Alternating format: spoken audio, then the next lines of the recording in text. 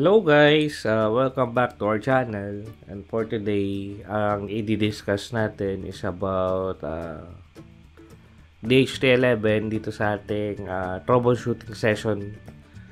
Okay? So medyo matagal na tayong hindi nakakapag-post ng troubleshooting session. So maybe because dahil nang dumaan yung bakasyon, medyo pahinga muna tayo.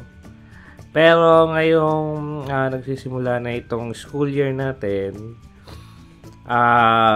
sa palagay ko magkakaroon na ulit tayo ng mga troubleshooting sessions since meron tayong mga customers na nagtatanong kung bakit hindi nagana ito, hindi ma-uploadan ito, at bakit ganito ang reading. So katulad nitong ating DHT11. So kung mapapansin nyo dito, ang ating DHT11, ito, yan. So nakakabit yan sa ating Arduino Uno. Ito ang Arduino Uno. And then meron siyang reading via LCD. So unang-una, ang mapapansin nyo, ang temperature niya in degrees Celsius is 1.30 and humidity is 13.40. Kung titingnan nyo, ito ay medyo impossible dahil kung 1.30 ang temperature, medyo parang nagyayelo na dapat dito. Okay? So, hindi tama ang readings niya. So, meron ako dalawa ditong module na magkaibang batch, pero tingnan natin ang behavior kapag ginamit natin itong isa. Okay guys, so basically ang connection lang niya is positive out at saka negative. Yung positive natin i-connect natin sa 5 volts, yung ground, yung negative sa ground, and yung out ay sa pin 2. Okay.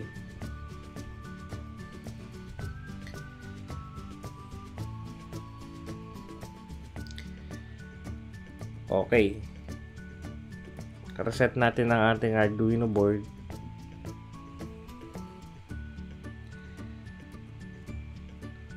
Okay, medyo okay reading niya na wala tayong binabago kundi yung sensor. So, ang gawin natin, since ito ay nagana, meron kasing portion ng mga hindi naganang sensors. Okay, yan. Bumalik na. So, ang gagawin natin dito sa mga hindi nagana, kasi minsan randomly, medyo mayroong times na ganito yung dumadating nating stock.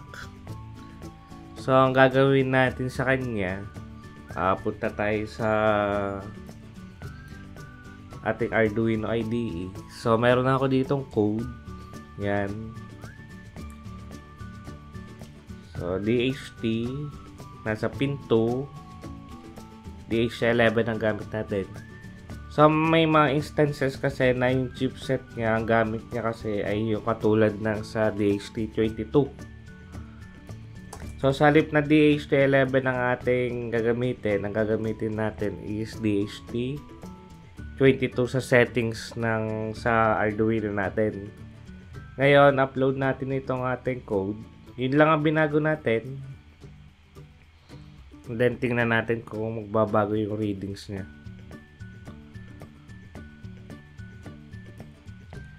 Okay. So, kung mapapansin nyo guys, medyo nagbago yung readings niya. Medyo halos tumama na siya sa current temperature natin. So, tingnan natin kapag nilalagyan natin ng heat.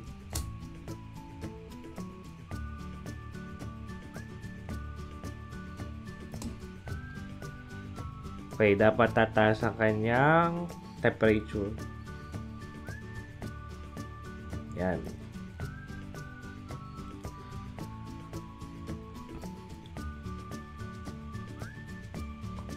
Okay guys, yan ay tuloy-tuloy pa rin yung pagtaas ng temperature natin. Yung humidity natin, syempre bumababa yan kasi kapag nag-a-apply tayo ng heat, nawawala yung water content sa air. Kaya ganyan yung reading niya. So pabababain lang natin to ng konti, and then titingnan natin kung mano-normalize ulit siya sa around 30 to 31 degrees Celsius. Okay guys, so doon sa mga problem na ang sensor nila kapag DHT11 yung gamit dito sa Arduino code, I suggest na ito ang gamitin nyo, yung DHT22. Since kinompare ko na itong dalawa, yung meron kasing may nadating tayong stock na okay naman yung sensor kahit DHT11 ang gamitin, pero hindi natin maiwasan na may nadating na sensor na hindi siya nagana sa DHT11. So ang ginagawa ko guys ay sa halip na DHT11, sa DHT22 ko sineset yung sa code natin. Okay, so I hope na may natutunan kayo sa troubleshooting session natin for today. And kung papansinin nyo, okay pa na naman yung readings ng ating DHT11 na ang ginamit nating type ay DHT22. So nakakasunod pa rin siya dun sa current temperature natin. Okay guys, okay, good luck sa inyong mga project, and thank you ulit sa mga nanonood, and please share our channel para yung mga nangangailangan ng help ay magkaroon ng reference about sa troubleshooting ng kanilang mga systems.